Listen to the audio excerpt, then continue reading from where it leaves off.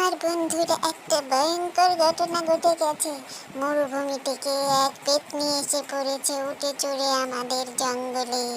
সব পাখিদের নাকি ধরে ধরে খেয়ে ফেলছে, কিছু খেয়ে অন্য পাখিকে আবার ওর মতো ডাইনি বানিয়ে দিচ্ছে। খুব ভয়ের ব্যাপার।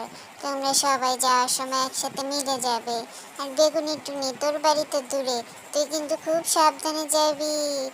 গিয়েই আমাকে একটা ফোন দিবি। এখন যা, অনেক রাত হয়ে যাচ্ছে। পেতনিটি খুবই ভয়ঙ্কর ছিল। ঝড় বৃষ্টি উপেক্ষা করেও যেতে থাকলো জঙ্গলের রাস্তা দিয়ে উটের পিঠে চড়ে। তারপরেই দেখা হয়ে যায় টুনির সাথে, আর টুনি খুবই ভয় পেয়ে যায়। আমি পেতনি, সবাইকে কিন্তু খেয়ে ফেলবো।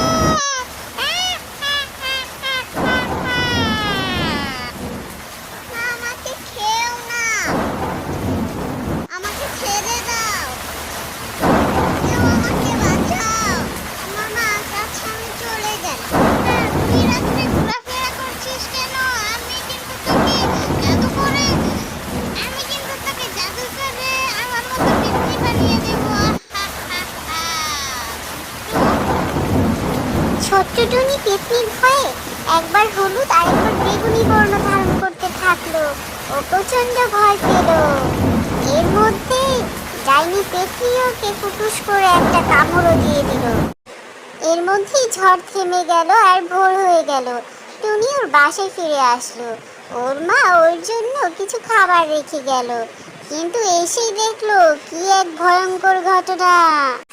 হায় হায়, কি সর্বনাশ হয়ে গেল আমার ছোট্ট টুনি। তোর এগুলো কি হলো? কিভাবে তোর মাথায় দুইটা শিং আসলো? আমি তো কিছু বুঝতে পারছি না। কাল রাতে ঝড়ে কি তাহলে তোকে সেই পেতনিটা আক্রমণ করেছিল? তোর চোখ দুটো ভয়ঙ্কর লাল হয়ে গেছে, আমি দেখি ভয় পাচ্ছি। আল্লাহ, শরীরে এটা কিসের দাগ? ভয়ঙ্কর ঘটনা ঘটে গেল। হ্যাঁ, ছোট্ট টুনি পেতনি হয়ে যাওয়ায় ওর ভীষণ ক্ষুধা পেল। ওর মার কাছে শুধু খাবার খেতে চাইলো, কিন্তু ও এখন আর পাখিদের খাবার খাচ্ছে না। ওর মার কাছে বড় বড় মাংসর পিস খেতে চাইলো। তারপর ওর মাকে এগুলো এনে দিল। হা হা হা। মজা হয়েছে, আমি আরো মাংস খেতে চাই।